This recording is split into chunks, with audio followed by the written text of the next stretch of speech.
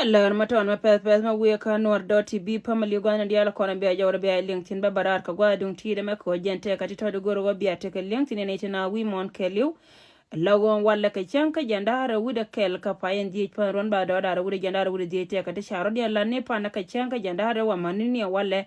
dung do go ka nuar doti bi ka na barar ka gor ka jaw ga ba to dien ka na me ma to dien ba jangai wi mon keliu Antame jen poinde lara nya wana gorgo balar kona min chala de wur michal ka gan masabende chala go jen ngoda kame ko continue kala de ka netin kona chal ka ji South Sudan de law special wur michal ka bol mel che jogo gan ba chuan kel ka ji pan ka chanka jenda raw cha de mi di chalo ka Uganda lago de mete ka dibamna jendang diop che jen were we ka South Sudan ka ko jen ba chuan kel ka wur michal ka bol mere we ka South Sudan ka ti ala kolar krodian tin Antama michia ka na ma mugora go biya te kading tinene tina wi mon ka lo gwan dia la konti yan tinene go wur michal ka gan masebe ne kana bol mel ken kuka continue ka latke na kona latke kan re we ka gor ko kan panken biga yin yen ka cha ba kona char ka cha South Sudan na ramalar je lo go wur michal ka bol mel gen poinde ba korma ba yin terantama kana ite to chiga kaira ri pan melono go gen panken cha dor michal ka nimli taja bala kani pandia wajejen poinde antama chiga chobra we mikan yana ngayena as dong chika chop ka war ko jen chaja goro ga wo ba kanen di bamne janang jo kan dial chika tiang ke de ne ka ken panken chika benela ne tin wanti gor ka je ga wo jen ba de de nan tre we ba je balo ken katana na tega da re we ka kui ko jen poinde be korba te tin ka kama wuro me chal ke bol mel kana rama lo jama rain dong dina banyo ka lad yego pan kama dar me chal ke la pamana ne chal ke pam jabel ku jurte ka ne ti cha na tin ka ne te konte na ka lar ka je go ka ne de ko ne chal ke ne wuro me chal ke bol mel kan jang pan ken ka man dien ka rodien te ka me lo ka na pin ne me lar ma we ka ne de ko ne te ka juba South Sudan ka ku jelle ku na konte yen tin te ka ram kel me cha na pan ka ra mo jen point de ram bum Molono go gan ba la laro go ken karodien taka katia gor kana ka kama guro michal ke bol mel kana mando wara chi lom na adut te katia pin tin te chabelo wa indi te dungdo go yene din konen chal ka in warte kontre we ka jo bia te ka linktin ramo cha jena ka lar ka je go ran dor ran chi man gudo michal ke bol mel kana ti daro titin te mata ka me alat kana ken dungdo go jen point de gora je go yene de konen te go ma biare yin te ka tit ka tindi ala konen lat ka ba ko ku jen point ken mi melo na ke tele me de yela nang tinye ne de ko keno kontre we dungdo go ma charan cha je de jalet ke dora ken chet ka min cha janga go cha comedian cha nyokari ala ka chet ka me cha ko lar ye panen go te ka me be happen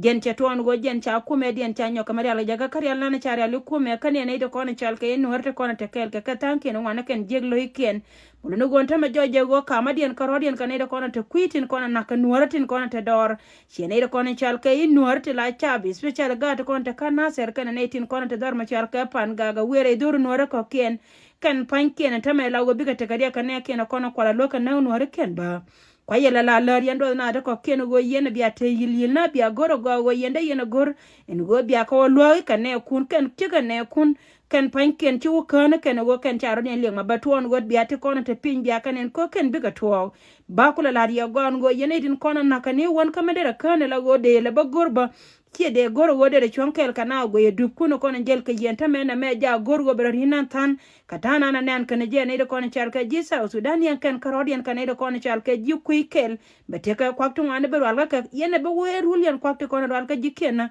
lare yendi ala go titi ka tita pin tin kono dan ka pin ka kana kono to on tamati yendi al kanere jam biara tit ko go yen pen kun biara non kan de che ka ne to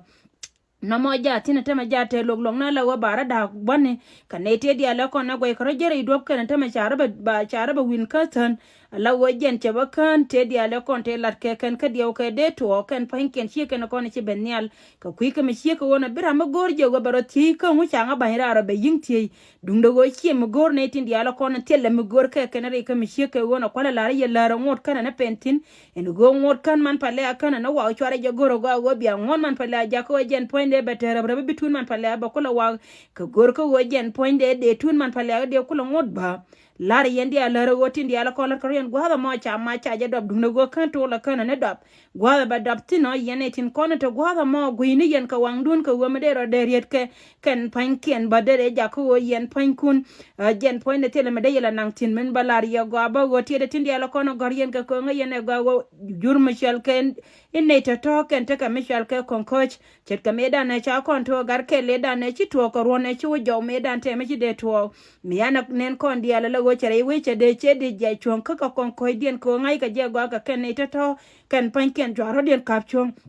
ka chwara lwe ka rosori chwara dien lwe ka rodien bango da bati di ala kono gorien ke mo wa joje go yen te ka tia gorien kana hi dunien chi ajangi baba tuon go jende kon ko de la ken kana me je no chub gulde lar yendi alar ka michie ka wona go plan do dien me we kana de kon chal ke bulshol ga yene de kon tre do ar ka juba sa sudan te plan mi alar kana wata ka kambuli mi ador me chal ke manga tel ta me la go jen plan den bol mel kana ti chen te ka uganda be kon goro go be kambuli na ma be de yene de kon chal ke bulshol ga biaro don tit alla go ken dwal ka yelar ka je go wata yen ka mai gwana ta yentin milono go jen chaka ne ye kan hay ka je go kan ne ko ne chal ke bulre inu hari kan ne de kai jen dia ko je go yen pan kun men chi anwana go ma de teme de lat yen de we wa ye yor bom na ken te de ro yen ne tin kon chal ke bul shol ga te dor ma chal ka magatel en go yen pan kun cha ya madla ma ken ka gor ka na go kan pan ken bi ka chobre ke madun meta ka magatel cha ro ya mo cha ya la de jijas ne gni ka we ka yen ne ko na te go ma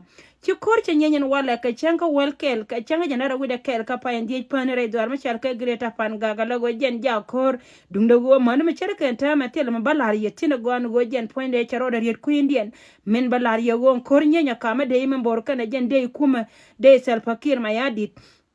chana chaka nyoka mama ka je ken ka kor ta mare ra dor michal ken yo pan gaga la pan gaga pa ya pin jen gwan te kor te tin ka che wa chi jen ba ka bong na ka rinyal woka kan nyal ban ta mela go bo ka chap tin kon chal ka gad go to kon cha ga ta nan tin kan man jo ma we ka yendi al no go yene tin kon te ra ido ar gwa ma ka greta pan gaga no pale turni ka yen ba de yen goro go de yen ga de ra ka la nan ko hol pan gag mi yen yo pan gag la ja ka dunde long la go de ra ka lo ya ke la go ra nyam ka gad wo ya gad e wunu kor do wan kor ka jen ku ka mi che ka wona ba ken ku ka kompelene long la go jen te ka tandur te lar ke wa ga go cha kan nan kure do arte da makeliu gwadi ala kono ngayena de chabela mention ton tamet ka plan tin mi sheke wona en go jen point de te ka gwama bu mai go tin tama kan jang do kono chal ka jang warab ni mudina nan gor ka kanamba kawre do ma chal ka unity state dira ke lon ka joke kume wodir netin kono chal ka ji ay go to cha doro to cha ka kaba kento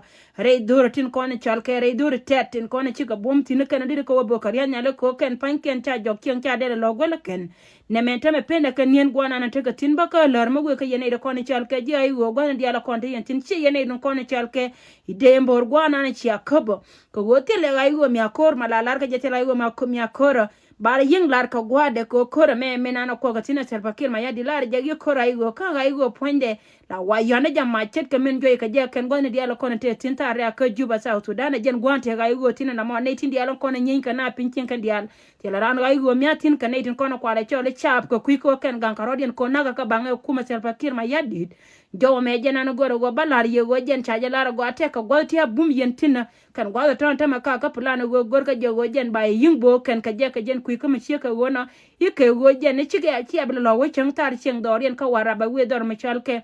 dor dere dorien na ku bar ka dala makelew mulno go cha kuma cha o da ka jen nan te kede ina no ka tama ka Uganda en go gor ko ba de ina te re dor machal ka greta pan gag ba je rep ko jen bane de kon char ka je pan gag ba ka wona ba jo me jena no goro go balar yana ma jen plan wura michal ke bon mel kan ji ko aratin konen cha kwanyen go ba da ba je la da ken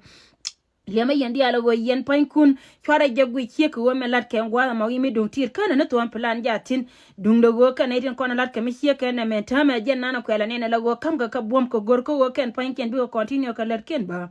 chit ke men ling yana chi lar ka jagwa wote ka ne do ko na kwa ka timti ka re ra ka juba South Sudan yes la te ka lockdown ka tiang kamela non lockdown no kenti di ala chi ka kenti ti la go jen te tin dundi na ma wala ka jel chi ne ni won la kwa nas kwa ka timti ko ken men te ka re ra ka rodien ken cha rodien ngat kulara me kwela wonta me la wacha bararo go ene dor mala do nuari ka tiang bi na bi kala watin ke do maini I wate yen ka mayre re aka jen point de chigo no gor ka ne do ma ba le le jere dor ke le ko jen point ken bit ba ngai go ka ngan je ka mai hi ngan de kuiden ba ken chika tel twas kam ne ken la na ma we ka ne dia ko re we ka juba South Sudan we ma ngai jagi jin chap tiro go na titin bulone go plana ken dia ko ne cha te de ken wur ma chal ka gan ma se be ne ken ne wur ma chal ka e bol mel cha se de ken go ba chap jino ba Sudan ko na do ka ken ba ka yin na ba titi ken ko na ba no ye jen go dung tin ba ko gara ru da ka mel ye ba nei kamen ci tore do aran kan yow pan gak banyo ka malway ka je